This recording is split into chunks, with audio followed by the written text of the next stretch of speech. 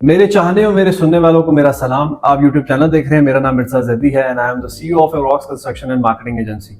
पिछले कुछ दिनों से बहुत सारी खबरें गर्दिश कर रही हैं मलिक रियाज साहब के हवाले से और बहरिया टाउन के हवाले से। हमने बहुत सारी तस्वीर सोशल मीडिया पे देखी जिसपे नैब ने एक प्लॉट के ऊपर जो है वो बोर्ड लगा दिया है कि यहाँ पे जो जमीन है इसकी खरीदो फरोख्त के ऊपर बिल्कुल पाबंदी है। सोशल मीडिया के ऊपर हमने बड़ी हाइप देखी कि जी बहरिया टाउन का क्या होगा। मेरे बहुत सारे क्लाइंट, मेरे बहुत सारे कस्टमर्स, उन्होंने मुझे मैसेजेस करना शुरू कर दिया, उन्होंने फोन करना शुरू कर दिया, ओवरसीज क्लाइंट खास करके कि जी हमारी तो जमा पूंजी यहाँ पे लगी हुई है, तो अब क्या होगा मलिक रियाज का, बहरिया टाउन का। तो इन सब बातों का जवाब जो है वो इस वीडियो में आपको मिल जाएगा। और एक आम आदमी के लिए इस टाइम क्या अपॉर्चुनिटी है रियल एस्टेट मार्केट के अंदर, खास करके बहरिया टाउन की मार्केट के अंदर, मैं वो भी आपको बताऊंगा। और ये मामलात क्यों हो रहे हैं और किस तरफ इनको ले जाने की कोशिश की जा रही है, इस वीडियो में मैं आपको ये भी बताऊंगा। तो आपने वीडियो को बड़े एंड तक देखना है और इसको समझना है। मेरी बातों को अगर आपने समझ लिया तो हमेशा याद रखिएगा कि दो बंदों की लड़ाई में तीसरा बंदा फायदा उठा जाता है और वो तीसरे बंदे आप हो सकते हैं। अगर आप मेरे चैनल के ऊपर नए हैं तो मेरे चैनल को सब्सक्राइब कर लें। मेरे चैनल के ऊपर real estate investment, real estate forecasting, business strategies, business practices, business ideas, online earning, इन सब चीज़ों के बारे में बात की जाती है। और अगर आप इन सब चीज़ों के बारे में इंफॉर्मेशन चाहते हैं या इन सब चीज़ों के बारे में आप इंटरेस्ट रखते हैं तो this is the most authentic channel that you have to subscribe. I am giving you the guarantee you will get the benefit to subscribe my channel. Start करते हैं जी कि करंट सिचुएशन क्या है, करंट सिनेरियो क्या है, current जो हालात है उसमें क्या हो रहा है, नैब की कार्रवाई कहाँ तक पहुंची है मलिक रियाज साहब के हवाले से, इन सब चीज़ों के ऊपर बात करते हैं। तो पहली चीज़ ये है कि नैब ने बहरिया टाउन, कराची, इस्लामाबाद, लाहौर, तख्तपड़ी का इलाका जो रावलपिंडी के अंदर आ जाता है, और बहरिया टाउन जो मरी है, इन सब चीज़ों के, इन सब जो एरियाज़ हैं इनके ऊपर जो है वो एक शिकंजा डालने की कोशिश की है।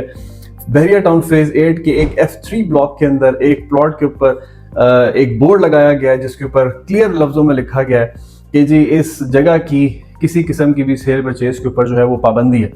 तो पॉइंट ये है कि नैब जो है उसकी जो कार्रवाइयाँ हैं मलिक रियाज साहब के अगेंस्ट वो डे बाय डे बढ़ती जा रही हैं, उसके अंदर डे बाय डे चेंजेस आती जा रही हैं। और एक मंसूर अली खान की जो मैं एक प्रोग्राम देख रहा था यूट्यूब के ऊपर, जो उनकी मैं रोजाना जो उनके प्रोग्राम अपलोड होते हैं वो मैं देख रहा था, जिसमें वो फरमा रहे थे कि मलिक रियाज साहब के ऊपर सिर्फ और सिर्फ घेरा इसलिए तंग किया जा रहा है ताकि वो एक केस में वादा माफ गवाह बन जाए जिसके ऊपर वो राजी नहीं हो रहे। इस वजह से उनके ऊपर जो है ये सारी कार्रवाइयाँ जो है वो ओपन की गई हैं और ये सारी कार्रवाइयाँ उनके ऊपर हो रही हैं। तो बहरिया टाउन कराची के इस टाइम तकरीबन 10,400 कमर्शियल प्लॉट जो हैं वो फ्रीज कर दिए गए हैं, दर्जनों गाड़ियाँ फ्रीज कर दी गई हैं, बैंक अकाउंट जो हैं वो फ्रीज कर दिए गए हैं, किसी किस्म की ट्रांजैक्शन जो है वो बहरिया टाउन के ऊपर नहीं करने दी जा रही। फिर जो बहरिया टाउन कराची का ग्रीन बेल्ट का पानी है, बंदा इनसे ये पूछे कि अल्लाह के बंदों पौधों का क्या कसूर, उन पौधों का जो पानी है, जो उन पौधों के लिए पानी आता है वो बंद कर दिया गया है कराची में। और उसकी जो एक इतलात मेरे पास है वो ये है कि जी बहरिया टाउन ने बिल पे नहीं किए हुए, और मेरी इतलात के मुताबिक तकरीबन कोई 14 करोड़ रुपए का बिल है जो बहरिया ने पे करना था, लेकिन उसमें से वो 12-12.5 करोड़ रुपया जो पे कर चुके हैं। फिर भी जब कुछ फलसफा मुझे समझ में नहीं आया तो फिर कुछ और रिसर्च मैंने की और उस पर मुझे ये पता लगा कि जो उनके ऊपर सरचार्ज लगा हुआ है, बहरिया टाउन के ऊपर जो फाइन लगा हुआ है वो पेएबल है, वो भी उन्होंने पे करना है, जिसकी वजह से वहां पे पानी, ग्रीन बेल्ट का पानी जो है वो काट दिया गया है। रिहायशी जो वहां पे प्लॉट्स हैं या घर हैं उनका पानी फिलहाल अभी तक नहीं काटा गया। तो बंदा इनसे ये पूछे कि अल्लाह के बंदो पौधों का क्या कसूर है, उनको तुम क्यों मुरझा रहे हो, उनको पानी क्यों बंद कर रहे हो। बहरहाल एनी हाउ हम आगे चलते हैं, मूव ऑन करते हैं। तो अब पॉइंट ये है कि जो ये करंट सिनेरियो और आज की डेट में, जो जिस डेट में आप ये वीडियो देख रहे हैं, आज जो है 21 मार्च हो गई हुई है, और आज के एक एहतसाब अदालत में जो तख्तपड़ी के हवाले से मलिक रियाज साहब के ऊपर केस चला था, उनकी गैर हाजिरी की वजह से उनका वारंट गिरफ्तारी जो है, नाकाबिले जमानत वारंट गिरफ्तारी जो है वो जारी कर दिया गया। तो सिनेरियो ये है कि मलिक रियाज साहब के ऊपर जो कार्रवाइयाँ हैं वो दिन ब दिन तेज हो रही हैं। तो हमारे मुल्क का एक जो जुडिशल सिस्टम है वो बड़ा अमेजिंग है। मैं I really amaze with our judicial system. तो वैसे हमारा जुडिशियल सिस्टम जो है ना वो सो रहा होता है, लेकिन कुछ अल्लाह का फजल जब उनके ऊपर होता है तो वो बड़े एक्टिव हो जाते हैं और सारे केसेस यूं इस तरह चुटकियों के जो है ना, चुटकी जिस तरह बजती है ना, इस तरह वो केसेस को हैंडल और डील कर रहे होते हैं। तो एक मकसद कहने का ये है कि मुझे अपनी जो जुडिशरी सिस्टम है ना, मुझे उसकी एक पोटेंशियल देख के बड़ा वो होता है, अमेज हो जाता हूँ मैं कि हमारी जुडिशियल सिस्टम के अंदर बड़ा एक पोटेंशियल है कि अगर वो केस निपटाना चाहें तो वो फौरन निपटा देते हैं। तो पॉइंट ये है कि जी ये इस टाइम करंट सिनेरियो है जो मलिक रियाज साहब के ऊपर घेरा तंग किया जा रहा है। फिर एक पॉइंट ये हो गया कि जी मनी लॉन्ड्रिंग के बड़े सबूत हैं ठीक है, बड़े हाईली सबूत जो है वो मलिक रियाज साहब के ऊपर मनी लॉन्ड्रिंग से मुतालिक जो है वो मिले हैं नैब को। और नैब ने ये कह दिया है कि जी जो इनका यूएई में जो ये प्रोजेक्ट कर रहे हैं, दुबई में जो प्रोजेक्ट कर रहे हैं, अगर वहाँ पे कोई बंदा अपनी अमाउंट मुंतकिल करता है तो वो मनी लॉन्ड्रिंग के अंदर कंसिडर की जाएगी। तो एक तरफ जो मलिक रियाज साहब है उनके ऊपर कार्रवाइयाँ खुल रही हैं, और दूसरी तरफ उन्होंने उसी दिन ही शायद वो गुस्से में आके या तैश में आके जो उनका दुबई वाला प्रोजेक्ट है उसको उन्होंने लॉन्च कर दिया, उसकी सेल जो है वो स्टार्ट कर दी है। तो this is the current scenario कि इस टाइम जो करंट सिनेरियो है वो मलिक रियाज साहब के पॉइंट ऑफ व्यू से ये है। अब पॉइंट ये है कि ये चीजें क्यों की जा रही हैं। देखें, बहरिया टाउन का लाइफस्टाइल, बहरिया टाउन का इंफ्रास्ट्रक्चर 2004 से बहरिया टाउन लॉन्च हुआ है, 2025 में हम खड़े हैं। 20-21 साल से एक बहरिया टाउन का सफर मैं अपनी नजरों से देख रहा हूं। तो ये बहरिया टाउन अगर इलीगल था तो 2004 में जब ये लॉन्च हुआ तो 20 साल में ये कहां से कहां डेवलप हो गया। तो भाई उस टाइम क्यों नहीं रोका, उस टाइम क्यों नहीं इसके ऊपर हाथ डाला गया, उस टाइम क्यों नहीं ये मामलात किए गए कि जी तो इलीगल ज़मीनें या ये जो है वो इलीगल सोसाइटी है, तो उस टाइम ये काम क्यों नहीं किया? क्योंकि उस टाइम सारी हड्डियां मिल रही थी। तो जब हड्डियां मिलना बंद हो गई हैं तो अब लोगों को मसले मसाइल शुरू हो गए। तो सबसे पहले तो उन लोगों को पकड़ना चाहिए कि जिन लोगों को पता था अगर ये इलीगल बन रहा है या इलीगल सोसाइटी बन रही है तो उन्होंने इसके ऊपर उस टाइम हाथ क्यों डालना बनने क्यों दिया। ठीक है, तो और कोई खाला जी का घर नहीं है बहरिया टाउन, इतना पोशीदा इंफ्रास्ट्रक्चर, इतना आप कह लें कि बेहतरीन किस्म का लाइफस्टाइल। ओवरसीज आते हैं तो वो कहते हैं कि जी इससे अच्छा लाइफस्टाइल तो हमें वहां भी नहीं मिलता जिस तरह का बहरिया टाउन यहाँ पे है। तो पॉइंट क्या है कि ये इस तरह को खाला जी का घर नहीं है कि एकदम से इसके ऊपर जो है वो हाथ डाला जाएगा और ये जो चीजें हैं वो बिल्कुल माइनस की तरफ चली जाएंगी। ये एक सोसाइटी है, ये एक इदारा है, मिलियंस और बिलियंस रुपीस जो है वो लोगों के इसके ऊपर इन्वेस्ट हुए पड़े हैं। तो ये इतना कोई आसान काम नहीं है। किसी को बहुत शौक हो रहा है इसको टेक ओवर करने का तो वो अपना शौक पूरा कर ले। ये जो सिर्फ और सिर्फ मेंटेनेंस ऑफिस में आप चले जाएं बहरिया के तो लाखों लोगों की कंप्लेंट्स होती हैं, आप वही नहीं हैंडल कर पाएंगे। आप सीडीए के मेंटेनेंस ऑफिस में चले जाएं, आरडीए के मेंटेनेंस ऑफिस में चले जाएं, वापडा के मेंटेनेंस ऑफिस में चले जाएं, वहां तो लोगों को कुत्ते खाने हैं, लोगों जलील हो रहे हैं। यहाँ पे तो लोगों को एक लाइफस्टाइल मिला हुआ है, एक इंफ्रास्ट्रक्चर मिला हुआ है, लोग अपनी जिंदगी गुजार रहे हैं, कोई मसले परेशानियां हैं तो उनको एंटरटेन किया जा रहा है। तो ये इतना बड़ा सेटअप है, ये इतना बड़ा सेटअप चलाना कोई आसान काम नहीं है। बड़ी सोसाइटीज आई हैं बहरिया के मुकाबले में, 30 साल हो गए हैं, कोई बहरिया के मुकाबले में आज तक कोई सोसाइटी नहीं बन सकी। तो जब भी एक चीज समझने वाली है वो ये है कि पाकिस्तान में जब भी सोसाइटीज बनती हैं उनके ऊपर इस तरह के मामलात होते रहते हैं। मुझे याद है 2016 में टॉप सिटी के ऊपर एक बड़ा स्कैम बना था जी, असला निकल आया और ये हो गया, रेंजर्स ने वहाँ पे टेक ओवर कर लिया और मार्केट में गवाह फैला दी गई कि जी टॉप सिटी तो बंद हो गया, टॉप सिटी तो तबाह हो गया, टॉप सिटी बर्बाद हो गया। 2016 में 26 लाख रुपए का 10 मरले का प्लॉट था। आज वहाँ पे आप 10 मरले का प्लॉट देखें तो 2 करोड़ प्लस में 10 मरले का प्लॉट है। इस टाइम सबसे टॉप लोकेशन के ऊपर इस टाइम टॉप सिटी है और जो इतनी डेवलप सोसाइटी है वहाँ पे लोग रह रहे हैं। तो ये चीजें एक it's a part of Pakistan. जब भी कोई पाकिस्तान में सोसाइटी बनती है उसके लिए हर्डल्स पैदा की जाती हैं। मलिक रियाज साहब के लिए बड़ी हर्डल्स पैदा की गई हैं। ये बहरिया टाउन हर गली नुक्कड़ में यहाँ पे मिनिस्टर फिर रहे हैं, यहाँ पे जो है वो एक्स जर्नल्स हैं, उनके प्लॉट्स हैं। क्लब सिटी बहरिया टाउन फेज 8 का पूरा गिफ्टेड प्लॉट है। ठीक है, मैं मजीद डिटेल में नहीं जाता। तो पॉइंट क्या है कि ये कोई खाला जी का घर नहीं है कि एकदम से आप एक्टिव हो जाएं और आप जो है जी वो ये हो जाएगा जी वो हो जाएगा, ये तो इलीगल है और ये है ये वो है। तो पॉइंट ये है कि मेरे भाइयों जब ये इलीगल था तो 20 साल में क्यों नहीं इसको रोका, क्यों बनने दिया। तो पॉइंट ये है कि ये चीज़ें एकदम से एक्टिव हुई हैं और एकदम से इस वजह से एक्टिव हुई हैं क्योंकि अगेन मैं मलिक जो मंसूर अली खान है उनका रेफरेंस देता हूँ कि उन्होंने अपने पॉडकास्ट के अंदर, अपने शो के अंदर डायरेक्टली ये बात कही कि मलिक रियाज के ऊपर फोर्स किया जा रहा है कि वो 190 मिलियन पाउंड केस के अंदर वादा माफ गवाह बन जाए, तो वो बनने से इनकार कर रहे हैं, जिसकी वजह से उनके ऊपर ये इस तरह के केसेस खोले जा रहे हैं। दूसरी चीज़, आप रावलपिंडी में जो ये गौरी टाउन है वो एन सीडीए की नाक के नीचे बना हुआ है। आप जाए वो पूरा शहर आबाद हुआ हुआ है। ठीक है, आज तक सीडीए उसका कुछ ना कर सका, उसकी रजिस्ट्री अब जाके इन्होंने बंद की है। तो पॉइंट क्या है कि जी जब आपको चीजें मिल रही थी, सारे सीडीए के सेक्टर, तो सारे जो सीडीए के लोग हैं जब वहां से वो हड्डियां उनको मिल रही थी तो वो ले रहे थे। जब हड्डियां खत्म हो गई हैं तो जी उसको उन्होंने इलीगल करा दिया।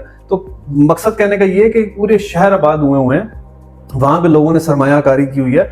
तो उन चीजों को, उन लोगों को आप क्या जवाब देंगे, उनका क्या जवाब है आपके पास। तो पॉइंट इज दैट कि जी ये सारा सिनेरियो जो है वो इस वजह से बनाया जा रहा है। तीसरी और आखिरी स्टेज पे आ जाए, जो इस वीडियो की तीसरी स्टेज है कि एक आम आदमी ने क्या करना है। देखिए मेरी एक बात सुने, हमेशा याद रखिएगा कि ये जो लड़ाई इस टाइम चल रही है ना, ये दो बड़ों की लड़ाई चल रही है। एक तरफ मलिक रियाज साहब हैं और एक तरफ और बड़े हैं। तो दो बड़ों की लड़ाइयों में ना जो बंदा फायदा उठाता है ना वो आप लोग होते हैं, वो आवाम होती है। ठीक है, तो जब ये दो बड़े मिले हुए थे ना तो डीएचए वैली लॉन्च हो गया था। तो डीएचए वैली में लोगों के साथ ज्यादती हुई कि उनको वैल्यू ऑफ मनी नहीं मिली। फिर ये दोनों अलग हो गए बड़े। तो अब जब दोनों बड़े अलग हो गए हैं तो इसमें अब आपने फायदा उठाना है। तो अब आपने किस तरह फायदा उठाना है कि भाईजान this is the right time to buy the property.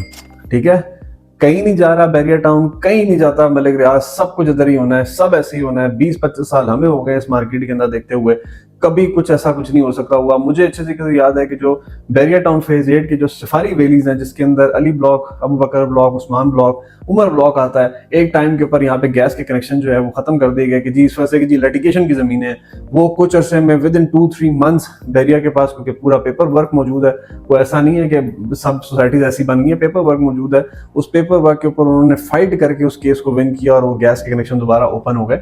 तो this is actually the point कि कहीं नहीं जा रहा बैरियर टाउन, कहीं नहीं जा रहे मलिक रियाज साहब। इन्वेस्टर्स बहुत सारे परेशान है कि जी मलिक रियाज साहब जो है वो मुल्क से बाहर है और हम जो है वो क्या करें। तो भाईजान आप कुछ ना करें, जो अपनी आपकी एक्टिविटीज है उसको आप जारी रखें। लेकिन एक चीज मेरी आपने यहाँ पे याद रखनी है, देखें जिस टाइम मार्केट के अंदर ना एक मायूसी फैलाई जाती है ना, और वो फैलाई इस वजह जाती है क्योंकि वो लोग मायूसी फैलाते हैं जो अपनी जिंदगी से बेचारे मायूस होते हैं, जिनके पास पैसा नहीं होता, और वो मार्केट में बैठ के अफवाहें फैलाते हैं जी ये हो जाएगा, वो हो जाएगा, बंद हो जाएगा, पैसा डूब जाएगा, फलाना हो जाएगा, ढमकाना हो जाएगा। तो ऐसा कुछ भी नहीं होता, और जब वो चीजें उनकी सारी गलत हो जाती हैं साबित, तो वो फिर खुद भी जो है ना वो हो रहे होते हैं कि यार हमने तो लोगों को जो है गलत गाइड किया।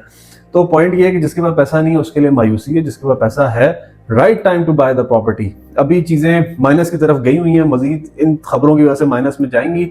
आप उठाएं प्रॉपर्टी, उठाएं प्लॉट। मैं आपको कहता हूं कि देखता हूं मैं किस तरह ये जो है वो नहीं ग्रो करता। जितने भी ये जस्ती पुश्ती अमीर ज़्यादा हुए हुए ना, 2-2 मरले की, 3-3 मरले की या 2-2 लाख की ज़मीनें ली थी, जो आज 5-5, 6-6 करोड़ रुपए की, और उसके ऊपर जो है वो प्लाजे खड़े हुए हैं। तो उनका पिछला लाइफस्टाइल देखें तो वो बेचारे जो है ना वो ऐसे ही थे। तो वो जो राइट टाइम के ऊपर राइट डिसीजन कर गया, वो पैसा कमा गया रियल एस्टेट के अंदर। तो this is the time to buy the property. मैं आपको बार बार कह रहा हूँ। एक अच्छी खबर IMF की तरफ से भी आ गई है कि गवर्नमेंट के और IMF के जो मुज़ाकरात हैं वो कामयाब हो गए। इकोनॉमिक पॉइंट ऑफ व्यू से मैं इसको इतना अच्छा समझता नहीं हूँ, क्योंकि जाहिर बात है जब आपको IMF किस्त देगा तो फिर अगेन महंगाई होगी और फिर आप महंगाई को फेस करेंगे। लेकिन एक चीज़ उसमें अच्छी हुई है कि FBR ने IMF के सामने रियल एस्टेट सेक्टर के अंदर जो टैक्सेस है उसकी कमी की तजवीज़ पेश की, और उसके ऊपर IMF ने भी इत्मीनान का इज़हार किया। तकरीबन 620 अरब रुपए का जो टैक्स है वो आप कह लें कि उसमें कमी की गई है, कि जो हदफ था टैक्स को इकट्ठा करने का उसमें 620 अरब रुपए जो हैं उसको कम किया गया, उस हदफ को कम किया गया।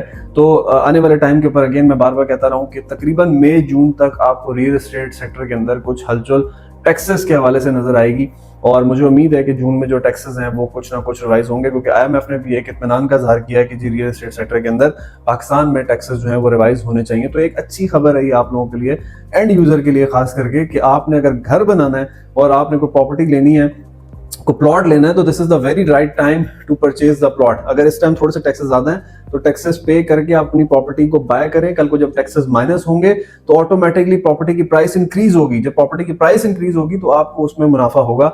लेकिन एक चीज याद रखनी है, और मैं एक चीज ये बता दूं कि अभी भी इस टाइम जो बैरियर टाउन के अंदर डेवलप प्लॉट्स हैं, डेवलप घर हैं, सेक्टर्स हैं जिनके ऊपर घर बने हुए हैं, डेवलप प्लॉट हैं, वो तकरीबन सिक्योर है, उनको इस तरह की कोई टेंशन परेशानी लेने की जरूरत नहीं है। लेकिन जो फाइल्स हैं, जो अनडेवलप हैं, वो कहीं ना कहीं किसी ना किसी मुश्किलात का शिकार हो सकते हैं। I am the most wrong person in the world, मैं गलत हो सकता हूँ, लेकिन जो मेरा एक एक्सपीरियंस है, जो मेरी एक नॉलेज है, एक रिसर्च है, उसके मुताबिक मैं बात कर रहा हूँ, मैं गलत हो सकता हूँ। तो जो अभी आप आने वाले टाइम के ऊपर भी जो आपने प्रॉपर्टी बाय करनी है, तो आपने कोशिश करनी है कि आपने secure develop plot, develop property के ऊपर जाना है, ताकि आपको किसी किस्म का जो आपका रिस्क फैक्टर है वो बहुत कम से कम हो जाए। फायर्स या इन चीज़ों की तरफ नहीं जाना। मैं खास बैरियर टाउन की बात कर रहा हूँ, जो बैरियर टाउन की फेज 9 की प्रीसेंट्स की आगे पीछे की फाइल है, उसकी तरफ आप अपने अभी नहीं जाना, अगर आप एंड यूजर हैं तो। अगर आप रिस्क नहीं उठा सकते तो, राइट, अगर आप रिस्क उठा सकते हैं तो फिर तो आपका जो दिल करता है करें, फिर तो आप मेरी वीडियो भी छोड़ देना देखें। तो जिन लोगों की बैरियर टाउन में प्रॉपर्टीज हैं, डेवलप प्रॉपर्टीज हैं, घर हैं, प्लॉट हैं, तो आप लोग बहुत हद तक सिक्योर हैं। Hope for the good sign, इंशाल्लाह कुछ नहीं होने वाला।